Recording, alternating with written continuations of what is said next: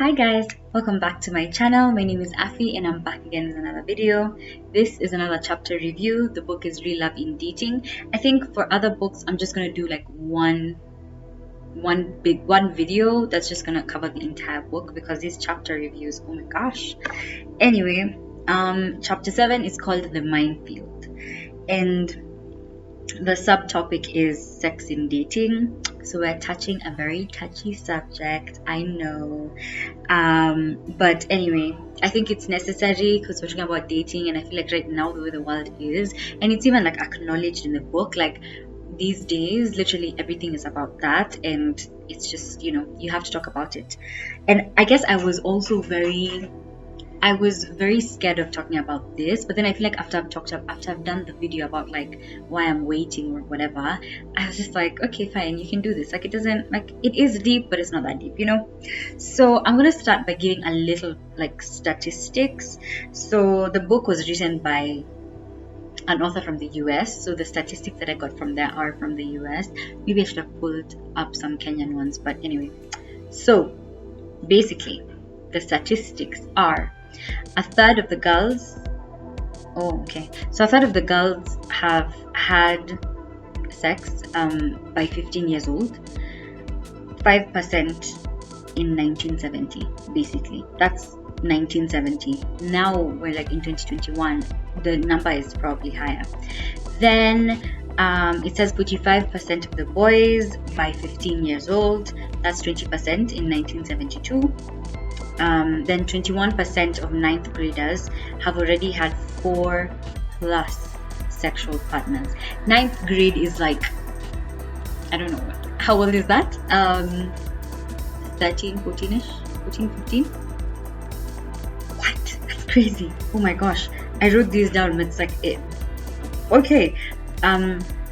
So a quarter of all adolescents have had an STD before graduation. Me, first of all, I don't know why people are not scared of STDs, because I feel like for me the biggest reason is just like, I'm not trying to get a disease, like I'm good. Anyway, something else. Okay, so something that's said that's like very important to mention is that sex can be a powerful form of imitation love when we recognize that we can avoid being seduced by and distracted by it. So in this chapter he talks a lot about it being a distraction and sort of like it taking away, and it being like imitation love instead of a form of actual love. And I think the reason why this was so important to me is a lot of times we watch movies and usually the conversation will be like, oh yeah, we need to take our relationship to the next step, and that's basically what it is. And it's like, these kids are 16, why are they taking a relationship to the next step? I don't understand, but that's basically it, right? So yeah, as I said, it's a form of imitation love, and it's a combination of praise, power, pleasure, and safety. And if you have not watched my video on imitation love, I am going to leave it up here. I think it's chapter 2. Please check that out. It's gonna, like, it explains it a lot better. I don't want to keep explaining the same thing.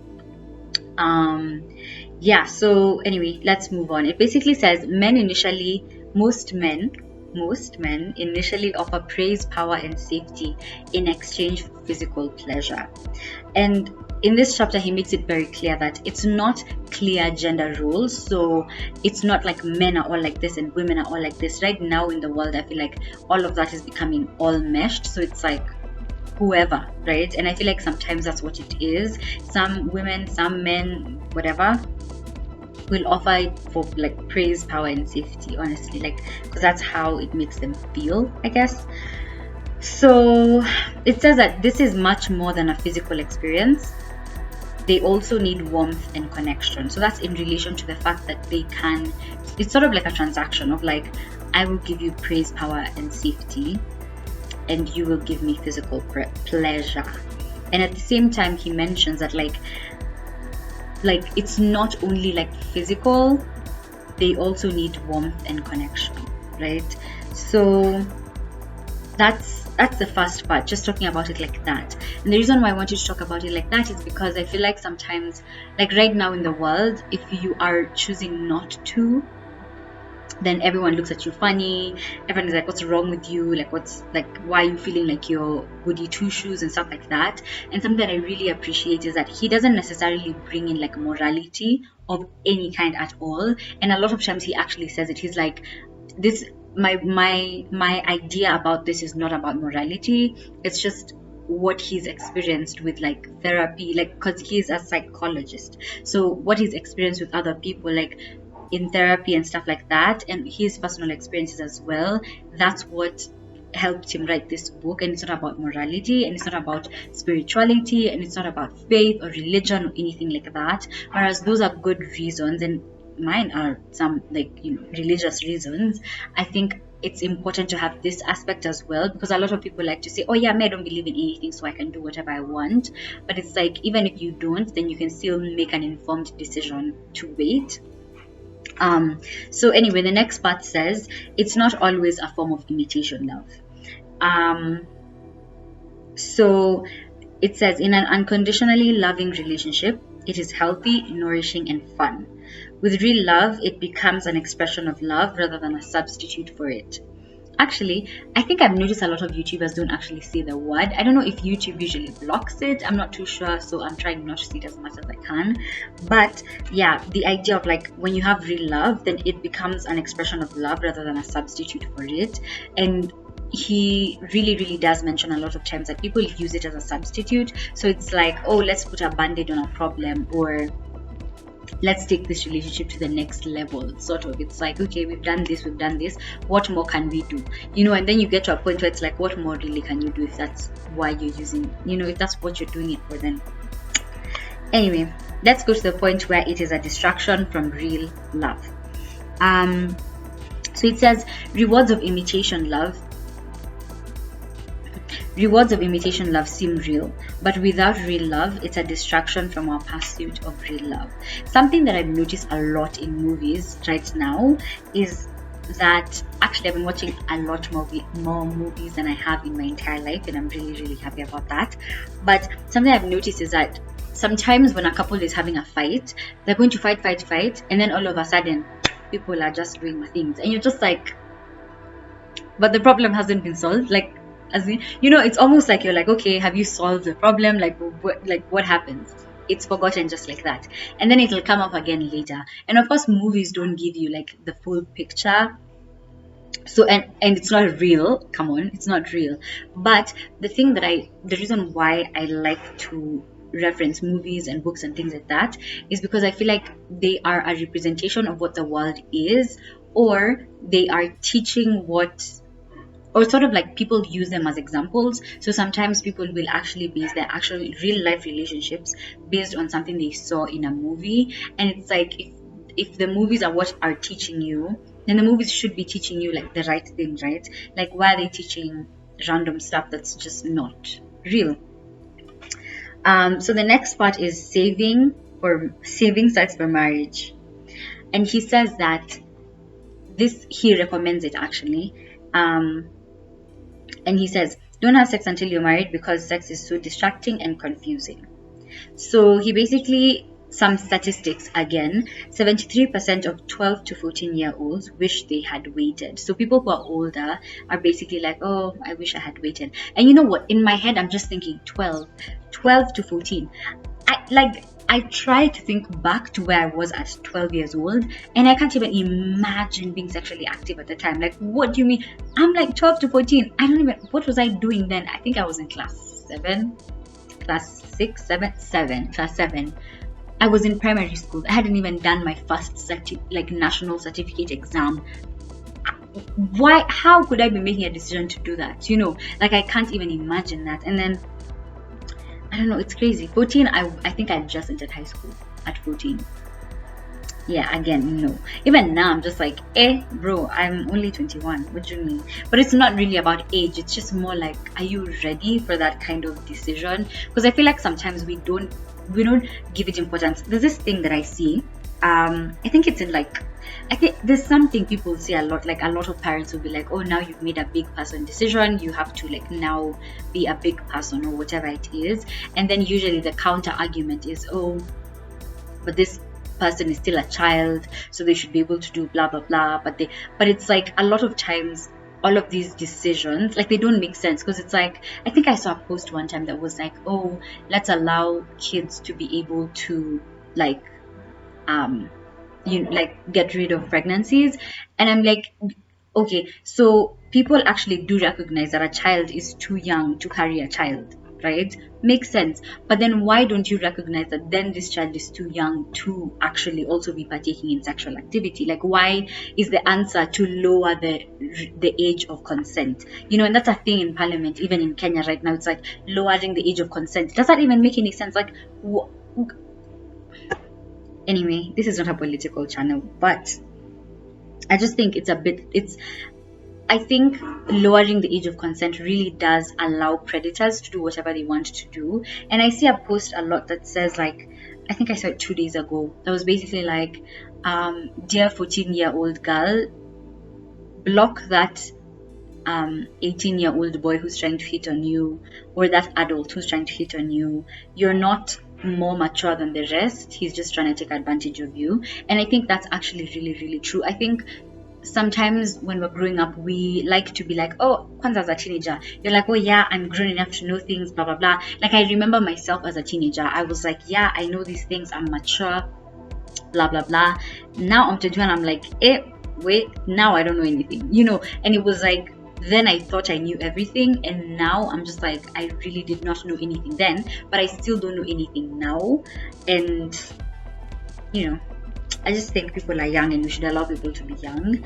But there's a survey of adults, so it was just like a wide range of adults of different ages, and 90% of them wished they had sex later in their lives, like, instead of earlier. And I think that makes sense, because a lot of times it's like, it really does cloud your judgment. There's a saying that basically says, like, don't get in between two people who sleep on the same bed, or something like that. And I think it's just that implication of, like, once sex is involved, things are too complicated. You cannot give someone advice, honestly. Like, they will not listen to you. You'll be saying things and it's just like going through it. Anyway, another thing is, like, saving sex as something special for your spouse. So why do you need to save sex? Number one, it's confusing and distracting. Number two, doesn't lead to happiness. And the third reason is as a unique expression of love for our spouse. I remember actually hearing someone telling me this one time. They were like, you need to make the decision to do it like that, like as a gift or whatever. And I think a lot of times people are like, oh no, you're not a gem, blah blah blah. I'm not out here to be telling people that you're a gem or you're not a gem, but I think it can be a very good expression of your love, and so it should mean something. And I think a lot of times there's a lot of people who do it as an expression of love, in the sense of, like, wow, I feel comfortable enough, or I like this person enough to do it. But then again, if this relationship is going to end up in heartbreak, I think you're heartbroken, like, double, if that's what you did. So a lot of times, a lot of people like to be like, oh, let me just get it over and done with. Let me just, like, just get it over and done with. Like, I don't want to make a big deal out of it, blah, blah, blah, so that I can move on from it. But I think there is a beauty to waiting. And I guess, again, it's a personal decision, right? Everyone makes the decisions that they want to make, and, just make informed decisions. So now we'll move into personal experiences. So personal experiences is basically like different people who've told their stories and stuff like that. This is also in the book, so I highly recommend you buy the book. So something that it said is, once we've had a big enough taste of real love, the lure of imitation love becomes much less seductive. And I actually want to speak about that point a little later, but so personal experiences of saving sex for marriage. So the first one is Kevin. A guy called Kevin was basically doing therapy with the author, and the author is basically like, he was explaining to us how Kevin was, and he gives us dialogues, right? So Kevin basically says he spent his entire life sexualizing women and stuff like that. And one time he was on a date with someone, and all he could think about was how they were just going to go and sleep together. And this woman was basically like bearing her heart out to him, and all he could think about was that. And at this point, he had read about real love, he'd known about it a little bit, and he remembers stopping himself and being like, seriously, is that what I'm doing on it? Like, this woman is really seriously bearing her heart to me, and all I'm thinking is how we're gonna sleep together. Like, I'm not really taking into account her feelings, I'm not even listening to what she's saying, and that's it. So when he stopped himself, he really did make an effort to stop sexualizing women in that way. And I guess that's the thing, it's like, if you think about it like that, then I don't know. Anyway, the next experience is a lady called Denise. So Denise used her sexuality to attract men, and she did it all the time. And so when the author was talking to her, he was basically like, first of all, you need to stop that. And she's like, but if I stop that, then what more do I have to offer, right? And it's like, you do have so much more to offer. And he was like, think about me and you right now. We don't have any sexual relationship or anything like that, and how do you feel in my presence? And she was like, oh yeah, I feel loved, I feel accepted, blah blah blah. But it's because she's been open enough to be honest about herself, instead of like jumping straight to the sexual part of the relationship. And the third story is about Sarah. Sarah was a promiscuous woman. I don't know whether that word is politically correct, but that's what is used in the book. And she basically reached a point when she learned about real love and stuff like that, she decided to stop that.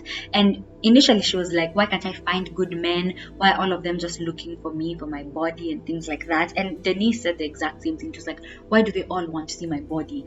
But it's like, how are you presenting yourself? And I feel like people don't like to have that conversation. A lot of girls don't want to be told the way you're dressing is actually giving a bad idea of who you are. But I think it's the truth. Like, even, and we like to say that it's our, what is it? It's like what has been drilled into us, like since we're growing up. So now we have that in our heads, and it's not truth, and we have to change the truth and stuff like that. But I don't think we have to change the truth. I think it's true. If someone sees how you're dressed, like, what message are you trying to portray? Like, if you're going to an office, would you dress like that? No. But like, if you're going out, you would dress like that. But then, who are you trying to attract, or what are you trying to attract? As long as you're doing it for yourself. As women say, we don't dress for other people, we dress for ourselves. So anyway, that's just the thing. It's like, and then now going back to that statement that I said earlier, once we've had a big enough taste of real love, the lure of imitation love becomes less seductive. And that's what happened with these three, Kevin, Denise, and Sarah. It was like, the more they got to know about real love, the more they got to experience it and just like, just be with real love in their lives, then the easier it became for them to not be tempted by imitation love. So yeah, anyway, that point that I wanted to talk about, I think personal experience as well, I'm gonna put it here because now it's my story. So I feel like for me, for so long, and I've talked about this before, there was just this thing where it's like, oh, I want someone to like me, I want to look like this so that they can like me, I want to do this so that they can like me, blah blah blah, just like a lot of those thoughts. And last year was a nice sort of like wake up call, a nice cleanse, a nice like just taking a step back from that idea of being attractive to people, or wanting to look a certain way or be a certain way, or whatever. Because I feel like I was trying to change myself so much, and not change myself necessarily, but I was not comfortable with the person that I was, because I felt like I would be liked if I was different. And so I spent the last year basically growing in my faith, and my faith is something that is really like sort of like my pillar in life, and not to the point of like, I don't know, I feel like sometimes people will look at me and they'll be like, this chick is really not out with the faith. But it is really something that has really like given me a lot of strength and conviction as well, in like the person that I am, in the things that I do, in everything that I say. And I feel like maybe that's why I'm not too scared to do this video, because my faith is like at a place where I feel like I'm not trying to offend anyone, and I'm not trying to judge anyone, right? And I'm not trying to be like, oh, what you're doing is wrong and what I'm doing is right. It's just more like, listen to this and think about it if you want to. It really, doesn't really bother me in any way. Anyway, so since I spent that time growing my relationship with God and my friends, and then I think a little bit my family. And it wasn't even that like outright me and my family had a problem, but a lot of things were in my head, and I spent a lot of time just like in the past year growing that, and just dealing with a lot of stuff. And so that helped me a lot. And now it's like the law of imitation love, or just like people telling you some funny stuff, you're just like, that really doesn't get me anywhere. Like, it doesn't make me feel anything. Like, I'm good, So I think it's important to have real love in your life. It really does take you a long way if you do, because then you feel less lonely, and you feel like you don't feel the need to be a different person or to try and get this fake stuff. You actually are deep enough to just stay deep, So the next part is getting the strength to save sex until marriage. And the author basically says, fill your life with real love. That's all you need to do. If you do fill your life with real love, then the lure of like, oh, let me do this so that this person can like me better, oh, let's, stuff like that, like it stops being that big of a deal, honestly speaking, because you know that there are people who love you regardless. That's the thing, that's it. And that's why it's so important to have like platonic relationships with men and women. That's something that he says a lot. It's like, it's very important to have platonic relationships with men and women who are not sexually attracted to you. And for me, for so long, I tried to do that with a lot of women. Now I'm opening up a lot more to having like male friends and things like that, which is nice. It's not a bad thing. I love it. And so, yeah. Anyway, so some research that was done at Columbia and Yale says, it says 12,000 adolescents had pledged to remain virgins until marriage. 88% had premarital sex. As in, these people had pledged, and more than half, that's like almost the whole group, had premarital even after they had pledged. So it takes a lot of like willpower to actually do it. It's not easy, no lie. It's not easy, especially when you are like, because I hear a lot of people talking about it. I have no experience, of course, but I hear a lot of people talking about how like, especially when you're like attracted to somebody, it gets even harder. So you have to actually truly have the willpower for it. And I guess something like people of faith say a lot is like the idea of accountability. I watched this couple, and they're always talking about how like when they were dating, and I think even when they were engaged, they had like accountability, like friends who were their accountability partners. Sort of like if these friends knew that the other person was coming to town or whatever, they would basically be on the phone with them after they've met, and they're like, so what happened? That kind of thing, where it's like you have people holding you accountable, so you're like more likely not to fall, basically. And he says, when we feel loved, we lose our need for imitation love. I've said that before. So expressing your desire to save sex for marriage, that's something that's very, very like, it's difficult, right?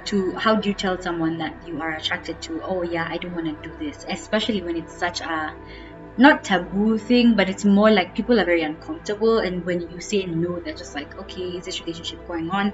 And the author talks about using words, of course, like expressing like, yeah, this is something I want to do. But another thing he says is actions as well. Don't be giving people mixed signals. Like, don't say I'm waiting and then you're sitting on their lap, or I don't know, you're doing what. I think sometimes we really do like believe in ourselves way too much. Like we have this like pride, like we're like, oh yeah, I can do this, blah blah blah. But you really need to be humble and realize that like you're not invincible. And so that's something that's important to remember. Then he gives some guidelines, right? And you can use this or you don't, I don't know, whichever. And so the first one is be careful how much physical touching you do. The second one is avoid anything but most casual kissing. What? Yeah. And then he says stay out of their bedroom. What are you doing in their bedroom? And then the other thing he says, never drink on a date. And the other thing is don't make your conversations sexual. So make sure to like put a stop on that. If you don't, if it's something, if waiting is important to you, then make sure you put a stop on that. I remember actually having a conversation with my friend a year ago or two at this point, and he was basically like, oh, so you've decided that you're waiting? And I was like, yeah, that's something I'm going to do. And he was like, you can't find anyone who, like, no. Then he said, and what if your significant other wants not to wait. And I was like, the only, like, you can't necessarily be with someone who doesn't want to wait. It becomes very difficult because it's like, oh, I'm waiting for her, like I'm willing to wait for her, blah blah blah. If they don't have their own conviction to wait, then it might be very difficult. And I guess there are people who still make it work, but I think it can be very difficult if you're not on the same page. So the next thing I want to talk about is the idea of having a test drive. So a lot of people like to be like, oh, you know, I actually had a conversation with someone the other day and they brought up this perspective of like, oh, why, like, so you're choosing to wait until marriage? And I was like, yeah. And they're like, oh, but why don't you, but when you're engaged, it'll be fine, right? And I was like, why would it be fine when I'm engaged and I'm not going to be married yet?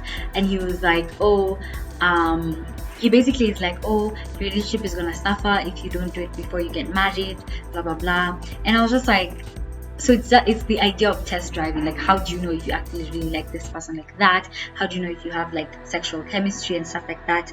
And the author basically says, with real love, there's no point. I can't speak from experience. Do you know what? I feel like in a few years, when I'm married, I'm going to do another video where like I talk about all these things again and be like, oh, you remember when I talked about this in the real love book, blah blah blah. Then yeah, we'll just go back. I think it's gonna be such a cool like throwback type thing, to talk about all these concepts now like in practice. I don't know, it's gonna be interesting. So the next part is, if you are still determined to have sex before marriage, don't have sex until you have had a direct, honest conversation about sex with that person. And he basically says like, don't just jump into bed with somebody. Have conversations about STDs, about pregnancies, about birth control, about all those things, because then like, you know, it's one of those things where I feel like sometimes one person carries the brunt of all of it, and it's just not fair. So the next part he talks about is infidelity.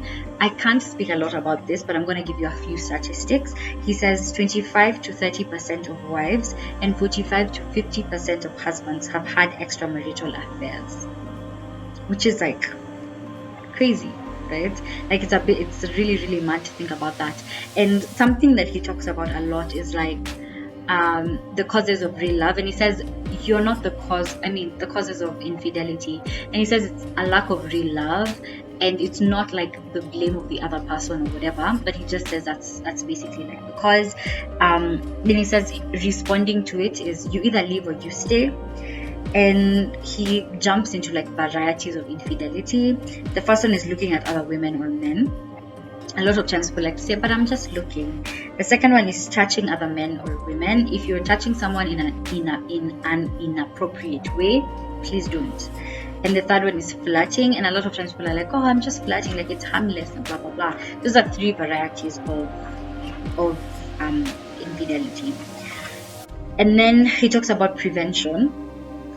And the first thing he says, and something that I really appreciate here, is like he's not saying that like if your partner has done it, then this is what you need to do. It's basically like, how would you stop yourself from infidelity, basically. And so the first thing is talk frequently to your partner about your other friends. So don't keep secrets. If there's something that you're saying to your other friends that you don't want to tell your partner, maybe there's a problem, especially if it's like male friends, like let nothing be a secret in that sense. And the second thing is tell your partner the truth about your mistakes. So if you ever make a mistake, just be honest about it, because hiding things just like it just makes it worse. The third thing is tell the truth about yourself to other people, so friends, family, real love type thing. And the fourth thing is avoid placing yourself in situations where you will be physically alone with people whom you feel sexual attraction. So just be careful. Don't act like you don't know that this is an actual thing that could happen. Again, be humble. Don't be too proud. Honestly, just be humble. I feel like it's very important to be humble. Yeah, so I hope you enjoyed this video. If you did, please give it a thumbs up, and I will see you next time.